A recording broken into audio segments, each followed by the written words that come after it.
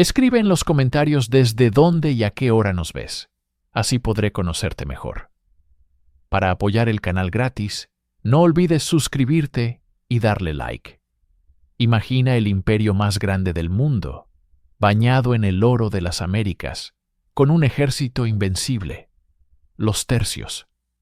Ahora imagina que este coloso se ve arrastrado a una guerra de 80 años en un pequeño rincón de Europa, un pantano rebelde que se niega a arrodillarse. Esta es la historia de cómo los Países Bajos, una nación que aún no existía, desafió al poder de Felipe II y desangró al Imperio Español en una guerra que, a pesar de su inmenso poder, simplemente no podía ganar. ¿Cómo fue posible? A mediados del siglo XVI, el mundo conocido se arrodillaba ante un solo monarca, Felipe II de España.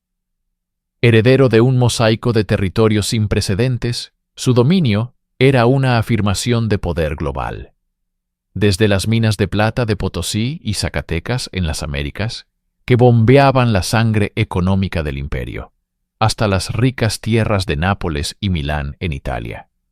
Desde la propia península ibérica hasta un archipiélago en el Pacífico que llevaría su nombre, las Filipinas. Su padre, el emperador Carlos V, había gobernado un vasto conglomerado de reinos, pero fue Felipe quien lo consolidó, lo administró y lo llevó a su máxima expresión. Era el imperio en el que, literalmente, el sol nunca se ponía. Cada hora del día, en algún rincón de sus dominios, el sol brillaba sobre la bandera de la Casa de Austria. Esta inmensa maquinaria global se gobernaba desde un centro neurálgico de piedra y fe, el monasterio de San Lorenzo de El Escorial. Allí, el rey prudente manejaba los hilos de su vasto imperio con una dedicación burocrática obsesiva, leyendo informes y dictando órdenes que tardarían meses en cruzar océanos. La corona española no solo poseía tierras, poseía los ejércitos más temidos del mundo, los tercios, y una armada que, a pesar de futuros reveses, era la dueña de los mares. Esta red de poder, unida por la fe católica y una lealtad inquebrantable a la corona, proyectaba una imagen de invencibilidad absoluta. Parecía una estructura eterna, un coloso destinado a dominar el mundo por los siglos venideros. Para cualquier observador de la época, la idea de que una pequeña colección de provincias en el norte de Europa pudiera desafiar y finalmente doblegar a este gigante habría parecido no solo improbable, sino una auténtica locura. Dentro del vasto tesoro de Felipe II, ninguna posesión brillaba con más intensidad económica que las 17 provincias de los Países Bajos. Conocidas genéricamente como Flandes, estas tierras eran el motor financiero de Europa. Ciudades como Amberes, Brujas y Gante eran centros neurálgicos del comercio mundial, donde el oro americano se convertía en préstamos. Las especias de Oriente se intercambiaban por la lana inglesa, y las ideas fluían tan libremente como las mercancías. Su población era la más urbanizada y alfabetizada del continente, con una burguesía rica y consciente de su poder. Esta prosperidad, sin embargo, venía acompañada de un espíritu ferozmente independiente. Las provincias no eran una entidad unificada, sino un conglomerado de condados, ducados y señoríos, cada uno con sus propias leyes, privilegios y tradiciones de autogobierno, conocidos como fueros. Estaban acostumbrados a que sus gobernantes respetaran estas libertades locales, un pacto que había funcionado razonablemente bien bajo el emperador Carlos V, quien había nacido en Gante y entendía su idiosincrasia. Pero Felipe II era un rey fundamentalmente castellano. Gobernaba a distancia desde Madrid y veía estas libertades no como una tradición a respetar, sino como un obstáculo para su visión de un imperio centralizado católico y homogéneo. Para él, Flandes era una fuente de ingresos vital, la joya más preciada de su corona europea, pero también era una anomalía, una tierra de mercaderes pragmáticos, lenguas extrañas y una molesta tendencia a la disidencia. Esta tensión latente entre el centralismo absolutista de Felipe y el arraigado particularismo flamenco era una falla tectónica bajo la superficie del imperio. La joya era incómoda porque se negaba a ser simplemente poseída. Exigía ser gobernada bajo sus propios términos, una condición que el monarca más poderoso del mundo no estaba dispuesto a aceptar. La fractura entre la corona y sus súbditos flamencos se profundizó con la llegada de una fuerza transformadora, la Reforma Protestante. Las ideas de Martín Lutero, y sobre todo de Juan Calvino, encontraron un terreno fértil en las ciudades de los Países Bajos. El calvinismo, con su énfasis en el trabajo, la sobriedad y una relación directa con Dios, resonó profundamente en la mentalidad de la burguesía urbana. Para Felipe II, un católico devoto que se veía a sí mismo como el campeón de la fe, la herejía era una enfermedad que debía ser extirpada sin piedad. La Inquisición española, aunque operaba con una estructura local, se convirtió en el símbolo de la opresión religiosa de Madrid, generando un miedo y un resentimiento generalizados. En 1566, la nobleza local, tanto católica como protestante, presentó una petición a la gobernadora Margarita de Parma, solicitando la moderación de las leyes contra la herejía. Un consejero de la corte los descalificó despectivamente como gueux o mendigos, un insulto que los nobles adoptaron con orgullo, como símbolo de su causa. La tensión alcanzó su punto de ebullición en agosto de ese mismo año. Impulsados por sermones calvinistas incendiarios, grupos de personas comenzaron a asaltar iglesias y monasterios católicos en una oleada de violencia conocida como la furia iconoclasta o Bildenstorm. Estatuas de santos decapitadas, retablos hechos añicos, vidrieras destrozadas. Para los protestantes, era la purga de la idolatría. Para Felipe II, era un acto de sacrilegio imperdonable, una afrenta directa a Dios y a su autoridad como rey. La noticia de la profanación de los templos llegó a oídos del monarca en los bosques de Segovia. Su reacción fue de una ira glacial y una determinación inquebrantable. El tiempo de la política y las concesiones había terminado. La chispa de la rebelión había prendido fuego al polvorín. La respuesta de Felipe II a la furia iconoclasta no sería una negociación, sino un castigo ejemplar.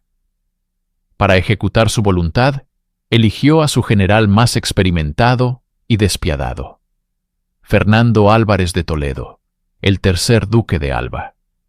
Un aristócrata castellano, veterano de innumerables batallas, Alba era la encarnación de la intransigencia y la disciplina militar española. En el verano de 1567, marchó hacia Bruselas, al frente de un ejército de 10.000 veteranos de los tercios, la fuerza de combate más formidable de la época. Su llegada no fue como la de un gobernador, sino como la de un conquistador en tierra enemiga.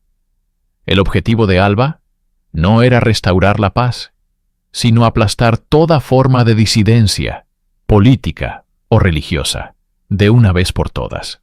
Para ello, instituyó un tribunal especial, el Consejo de los Trastornos, que rápidamente pasaría a la historia con un nombre mucho más siniestro: el Tribunal de la Sangre. Este tribunal operaba al margen de las leyes locales, emitiendo miles de sentencias de muerte y confiscaciones de bienes. Nadie estaba a salvo. Su acción más impactante fue el arresto y ejecución pública de dos de los nobles más prominentes de Flandes, los condes de Egmont y Hoorn. A pesar de ser católicos y leales a la corona, su crimen había sido abogar por la moderación. Su decapitación en la Grand Place de Bruselas en 1568 fue un mensaje brutal para todos. No habría clemencia. La política de terror del Duque de Alba, diseñada para aniquilar la rebelión en su cuna, tuvo el efecto contrario. Creó mártires, unió a católicos y protestantes moderados en una causa común contra la tiranía española y transformó una serie de disturbios en una revuelta organizada y una lucha por la supervivencia. La sangre derramada por el Tribunal de Alba no ahogó la rebelión, la regó, dándole la fuerza para convertirse en una guerra que duraría 80 años. En el corazón de la tormenta que se cernía sobre los Países Bajos, una figura destinada a cambiar la historia emergió de las sombras de la corte. Guillermo de Nassau, príncipe de Orange, no era un revolucionario por naturaleza. Era uno de los nobles más ricos y poderosos, un consejero cercano al emperador Carlos V y, en un principio, un leal servidor de su hijo, Felipe II. Sin embargo, Guillermo poseía una cualidad que lo distinguía: una profunda aversión a la tiranía religiosa y política. Observaba con creciente alarma cómo Felipe II, desde su lejano trono en el Escorial, imponía la Inquisición y despojaba a las provincias de sus antiguas libertades, buscando centralizar el poder en Madrid. Su apodo, el Silencioso, no se debía a que hablara poco, sino a su legendaria discreción y su habilidad para ocultar sus verdaderas intenciones, una habilidad crucial para la supervivencia en una corte llena de intrigas. El punto de inflexión llegó con el Duque de Alba.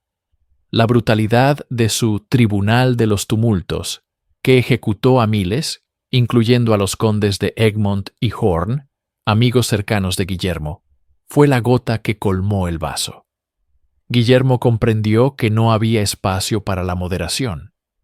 Habiendo huido a sus posesiones familiares en Alemania, utilizó su inmensa fortuna personal para reclutar un ejército de mercenarios. Su primera invasión en 1568 fue un fracaso militar, aplastada por la superioridad de los tercios españoles. Pero no fue una derrota definitiva. Fue una declaración de intenciones. El príncipe silencioso había encontrado su voz y ahora llamaba a las armas a toda una nación. Aunque el camino sería largo y sangriento, la rebelión ya tenía un líder, un símbolo y una causa encarnada en un solo hombre. Mientras Guillermo de Orange intentaba organizar una resistencia terrestre convencional, una fuerza inesperada y salvaje comenzó a hostigar al poder español desde el agua. Eran los mendigos del mar, los Geusen. El nombre, inicialmente, un insulto proferido por un consejero español, fue adoptado con orgullo por los nobles exiliados y disidentes. Pronto, el término englobó a una heterogénea flota de pescadores, comerciantes desposeídos, calvinistas fanáticos y piratas sin escrúpulos, todos unidos por un odio visceral hacia el Duque de Alba y el dominio español. Operando desde puertos en Inglaterra y el norte de Alemania, estos corsarios actuaban con una ferocidad implacable. Con patentes de corso emitidas por el propio Guillermo de Orange, se convirtieron en la marina de facto de la incipiente rebelión. Sus barcos, rápidos y maniobrables, asaltaban las rutas de suministro españolas, saqueando barcos cargados de plata, armas y provisiones destinadas a los tercios. Eran una espina constante en el costado del imperio. Su momento decisivo llegó el 1 de abril de 1572. Expulsados de los puertos ingleses por la reina Isabel I, que buscaba apaciguar a España, una flota de mendigos del mar, bajo el mando de Willem van der Marck, buscó refugio desesperadamente. Por casualidad, encontraron el puerto de Brielle, prácticamente indefenso. Lo tomaron sin apenas resistencia. Lo que parecía un acto de piratería aislado se convirtió en la chispa que incendió la pradera. La noticia de la caída de Brielle inspiró a otras ciudades de Holanda y Zelanda a abrir sus puertas a los rebeldes y expulsar a las guarniciones españolas. De repente, la revuelta ya no era una causa de exiliados. Tenía un territorio, un puerto seguro y una base de operaciones en el corazón de los Países Bajos. La captura de Brielle y la subsiguiente rebelión de las ciudades de Holanda provocaron la ira del duque de Alba. Su respuesta fue una campaña de reconquista brutal, diseñada para aterrorizar y someter a la población. Tras masacrar las ciudades de Malinas y Zutphen, su ejército, comandado por su hijo Don Fadrique, llegó a las puertas de Haarlem en diciembre de 1572. Esperaban una rendición rápida, pero encontraron una resistencia de acero. Durante 7 meses, la ciudad de Haarlem soportó uno de los asedios más crueles de la guerra. Los ciudadanos, sabiendo el destino que les esperaba si se rendían, lucharon con una ferocidad desesperada. Hombres, mujeres y niños trabajaron en las murallas, reparando las brechas bajo el constante bombardeo de la artillería española. Una mujer, Kenau Hasselaer, se convirtió en leyenda por liderar a otras mujeres en la defensa de la ciudad. El invierno fue excepcionalmente duro, congelando el lago Haarlemmer Meer y permitiendo escaramuzas sobre el hielo, pero también agotando los suministros de ambos bandos. Los rebeldes intentaron sin éxito romper el cerco. Finalmente, en julio de 1573, con la población muriendo de hambre, la ciudad se rindió bajo la promesa de que sería perdonada a cambio de un gran pago. Don Fadrique no cumplió su palabra. La guarnición fue ejecutada en su totalidad y cientos de ciudadanos prominentes fueron ahogados o decapitados. Fue una victoria para España, pero una victoria pírrica. El asedio costó a los españoles miles de sus mejores soldados y una fortuna de su tesoro. Más importante aún, la masacre de Haarlem no aterrorizó a los holandeses, los enardeció. Demostró que rendirse era inútil y que la única opción era luchar hasta el final. Cada victoria española estaba sembrando las semillas de su eventual fracaso. Después de la costosa victoria en Haarlem, el ejército español puso sus ojos en la siguiente ciudad clave, Leiden. En 1574, la ciudad quedó completamente rodeada y comenzó un largo y agónico asedio. Los meses pasaron y la situación dentro de las murallas se volvió desesperada. La comida se agotó y miles de personas murieron de hambre y enfermedades. El alcalde, Peter van der Werf, se ofreció a sí mismo como alimento a los ciudadanos hambrientos, para inspirarlos a resistir, un gesto que se convirtió en un símbolo de la determinación holandesa. Guillermo de Orange, observando impotente desde Delft, sabía que sus fuerzas terrestres no podían romper el cerco de los experimentados tercios. La situación parecía perdida. Fue entonces cuando concibió un plan tan radical como audaz, una solución que solo podría haber nacido en los Países Bajos. Si no podían llegar a Leiden por tierra, lo harían por mar. El plan consistía en destruir deliberadamente los diques que durante siglos habían protegido esa misma tierra del Mar del Norte. Era una decisión terrible, que implicaba sacrificar las cosechas y los hogares de miles de campesinos. Tras un intenso debate, los estados de Holanda dieron su aprobación. En agosto, los diques fueron rotos en más de una docena de lugares. Lentamente, el agua comenzó a cubrir el paisaje, transformando los campos en un mar interior. Los mendigos del mar avanzaron con una flota de barcos de poco calado, luchando contra guarniciones españolas aisladas en diques y aldeas ahora convertidas en islas.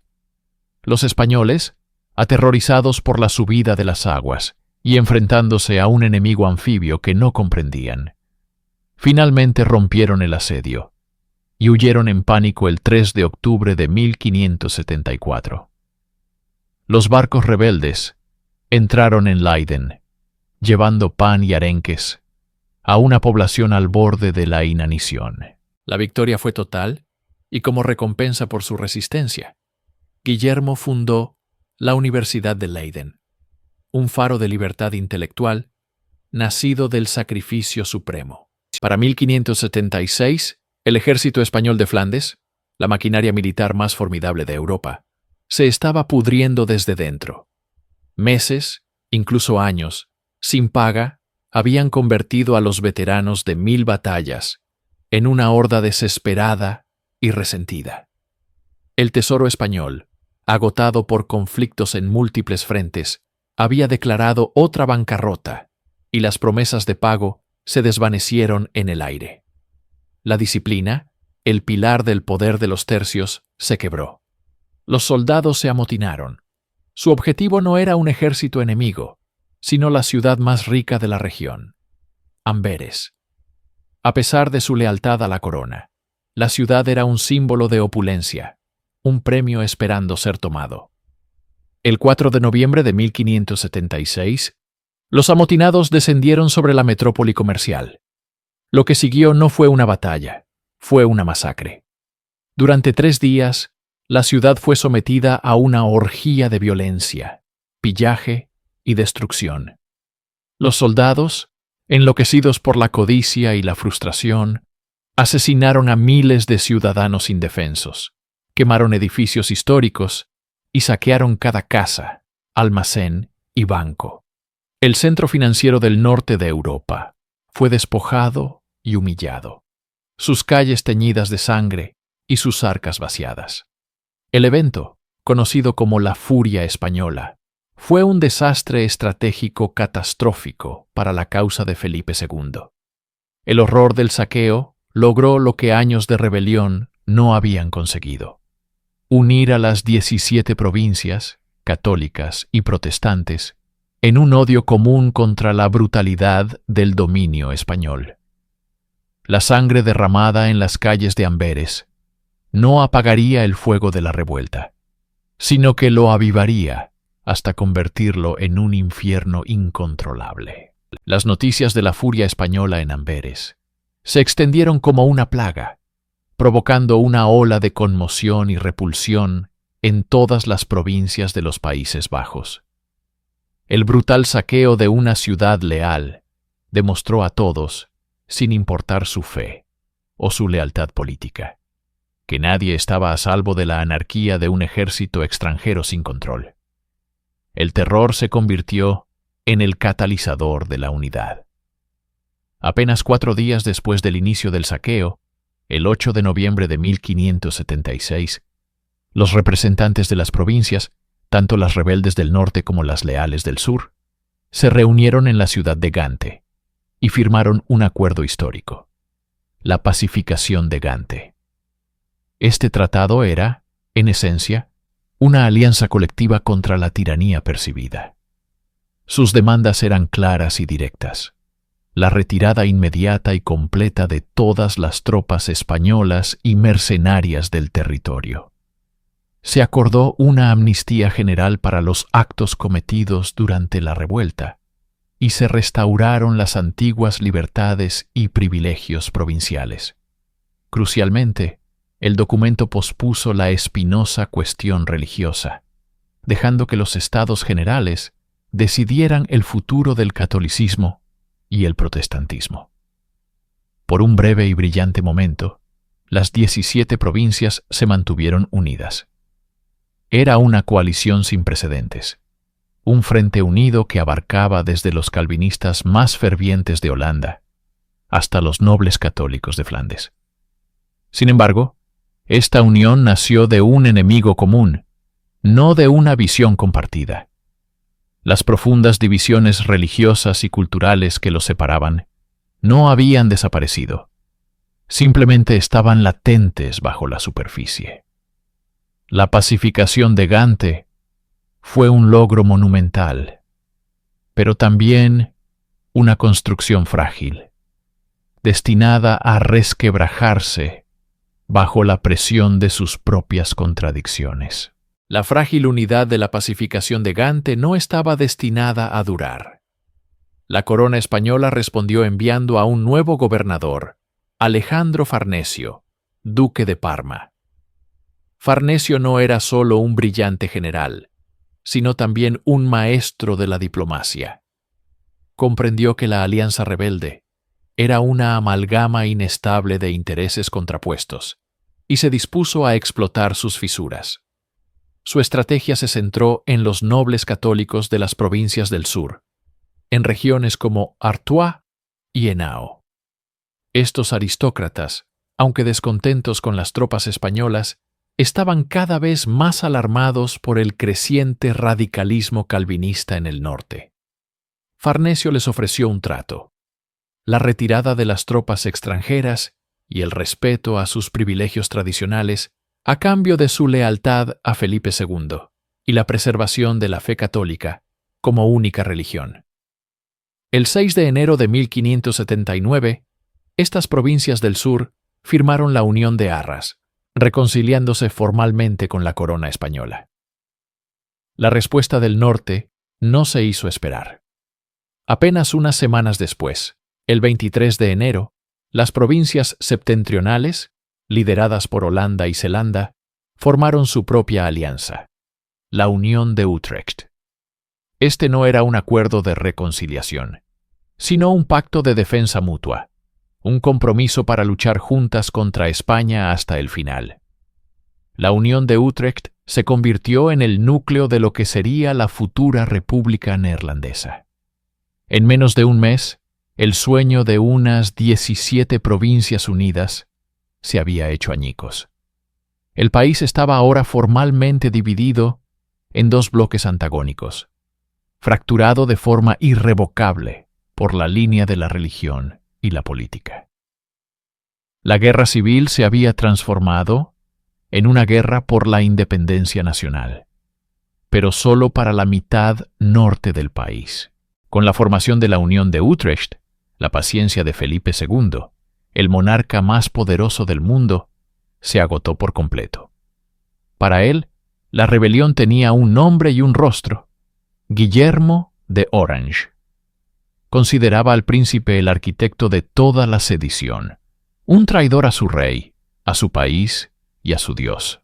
Desesperado por aplastar la revuelta y eliminar a su líder, el rey recurrió a una medida drástica y sin precedentes que transformaría la naturaleza del conflicto. En marzo de 1580, Felipe II emitió un edicto real proscribiendo a Guillermo de Orange.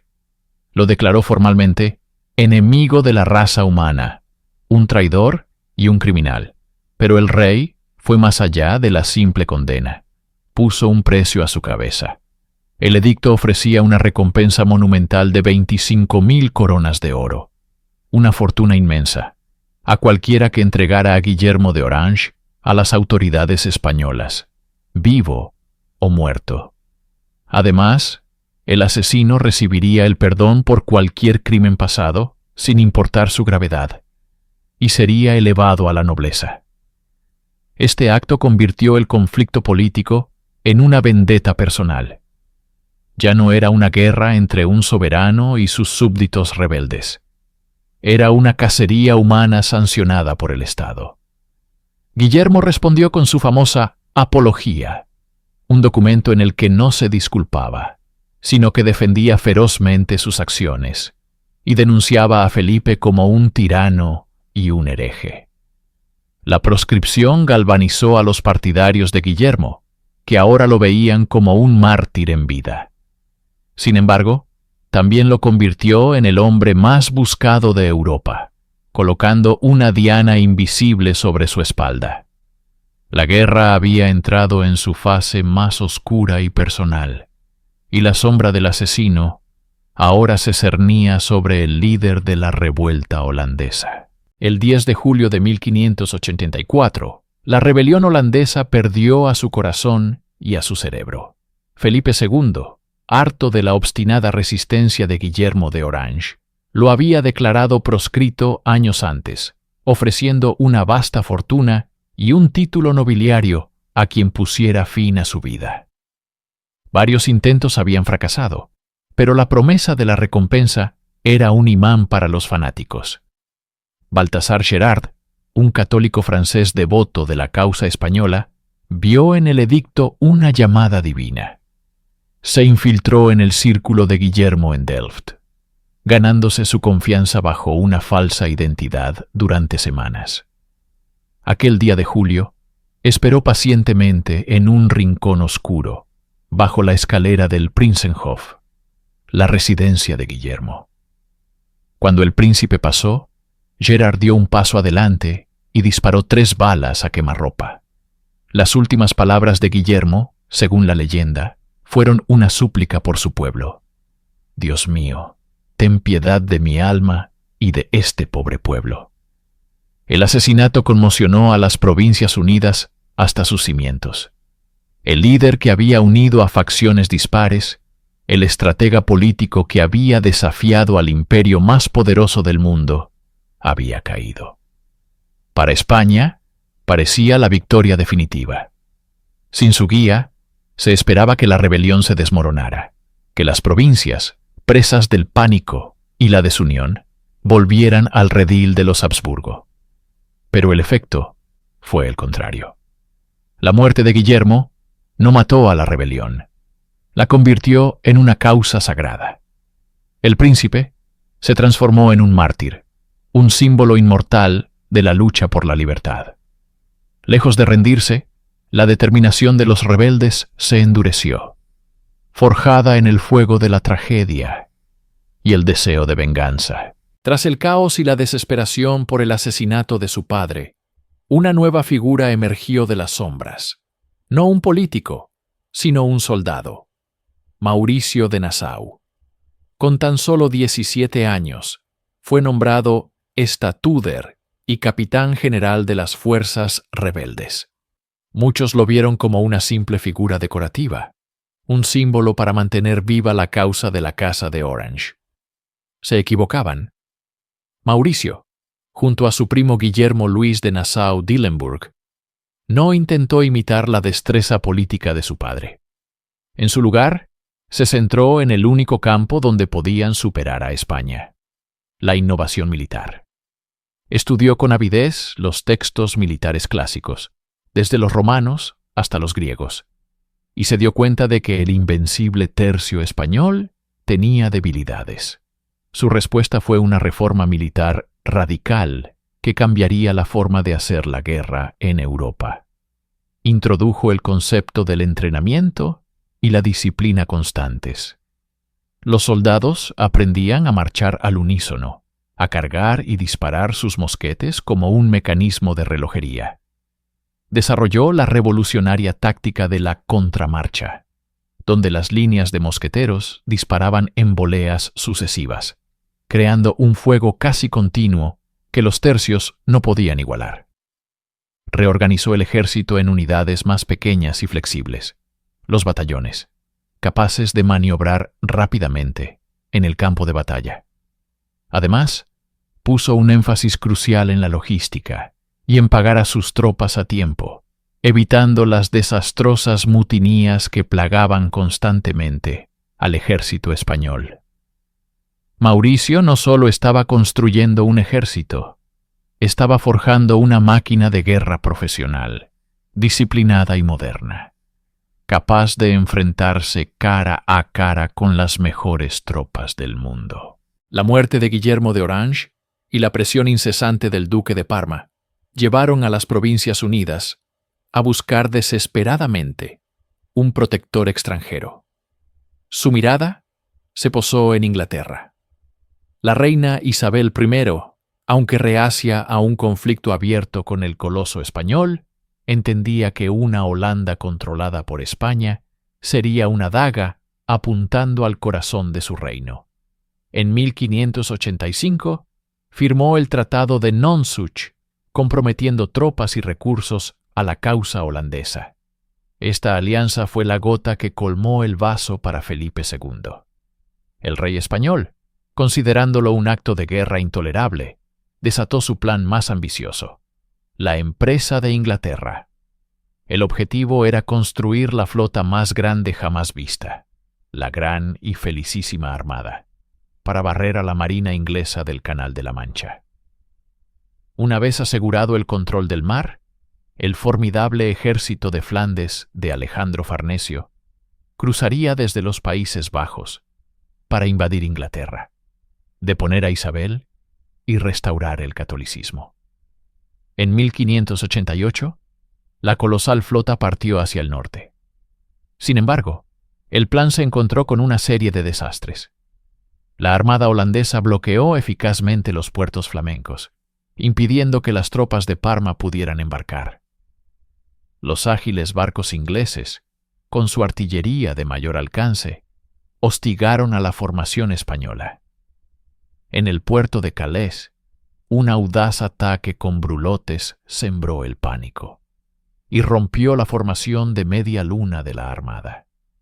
Forzada a navegar hacia el Mar del Norte, la flota fue entonces azotada por tormentas de una violencia inusitada.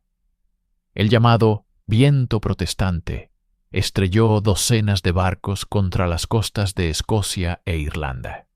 La Armada Invencible regresó a España diezmada, habiendo sufrido una derrota estratégica humillante, sin haber desembarcado un solo soldado. Para los holandeses e ingleses fue una señal divina. Su supervivencia estaba asegurada, y España había recibido un golpe del que nunca se recuperaría del todo.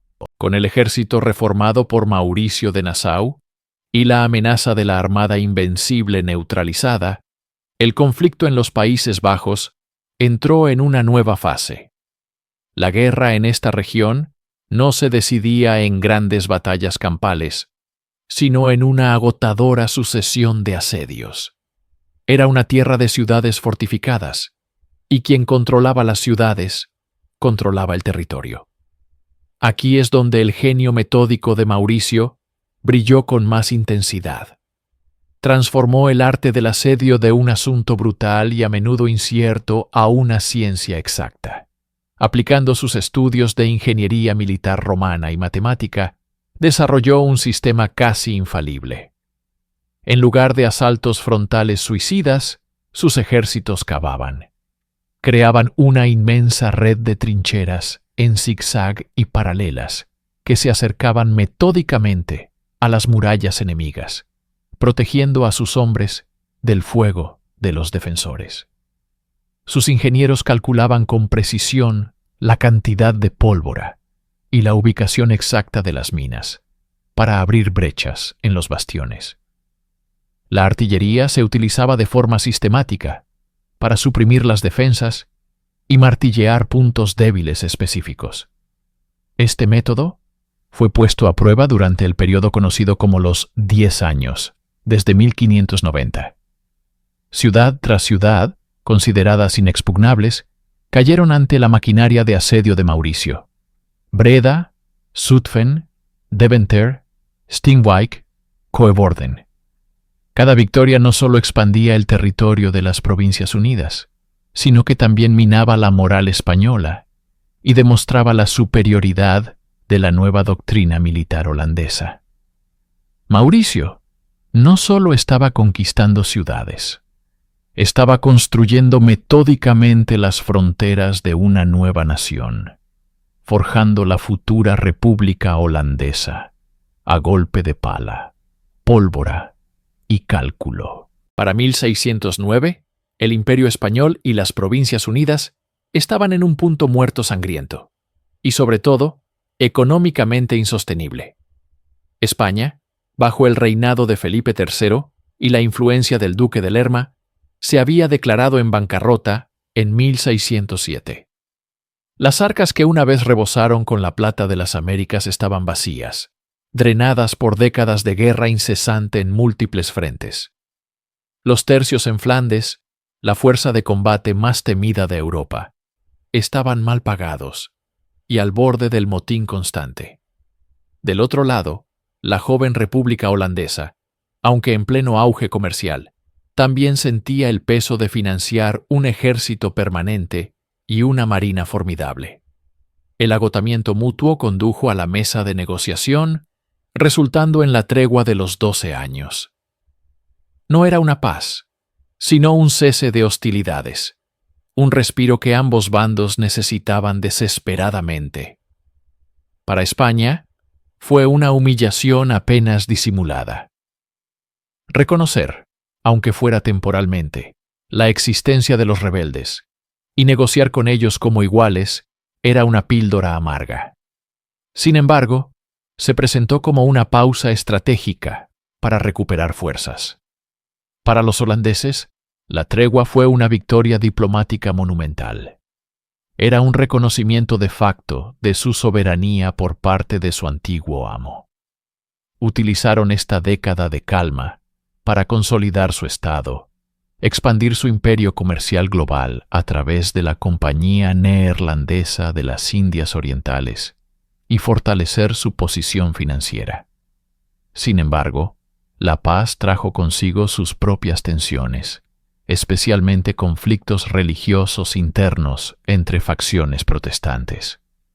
El respiro fue agotador porque la guerra ideológica y política nunca se detuvo.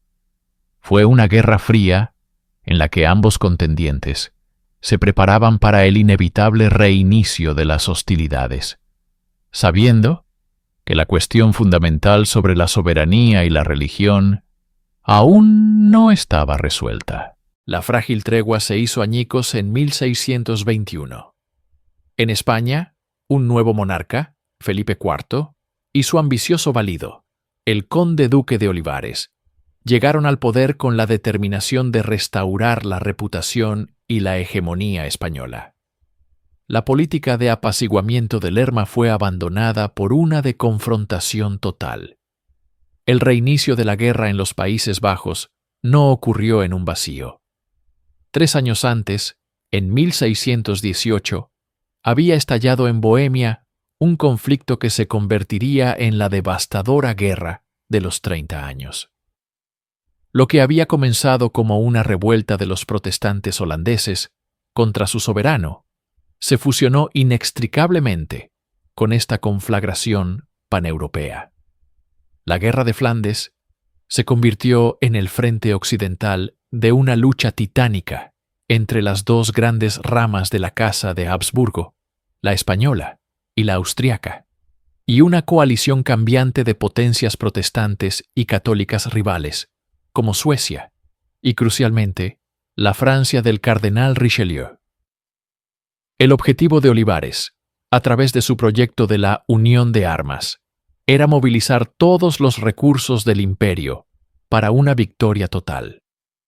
El general genovés Ambrosio Spínola reanudó las campañas, logrando éxitos notables como la rendición de Breda, en 1625, inmortalizada por Velázquez. Sin embargo, los holandeses, ahora bajo el capaz liderazgo militar de Federico Enrique de Orange-Nassau, demostraron ser más resistentes que nunca. La guerra ya no era simplemente por la independencia holandesa. Era una pieza clave en el ajedrez continental. Cada batalla en Flandes, cada asedio y cada maniobra naval repercutía en las cortes de Viena, París y Estocolmo. El conflicto se había transformado en una lucha por el equilibrio de poder en Europa, haciendo que una victoria decisiva para España fuera aún más difícil de alcanzar. A medida que la guerra se prolongaba, la logística se convirtió en el talón de Aquiles de España. Mantener al ejército de Flandes abastecido y reforzado era una tarea hercúlea. La ruta terrestre tradicional, el Camino Español, se había vuelto extremadamente peligrosa debido a la hostilidad de Francia. En 1639, Madrid apostó por una solución audaz y arriesgada: enviar una enorme armada, una segunda Gran Armada, para transportar miles de soldados y una fortuna en plata directamente a Flandes por mar. Al mando del almirante Antonio de Oquendo, la flota zarpó con la esperanza de eludir a sus enemigos. Pero la marina holandesa, más ágil, experimentada y ahora dueña de los mares del norte, estaba esperando. Liderada por el legendario almirante Maarten Tromp, la flota holandesa interceptó a los españoles en el Canal de la Mancha. Superado en número inicialmente, Tromp utilizó tácticas brillantes para acosar a la Armada española, obligándola a buscar refugio en aguas neutrales inglesas, en una rada conocida como Las Dunas. La neutralidad inglesa fue ignorada.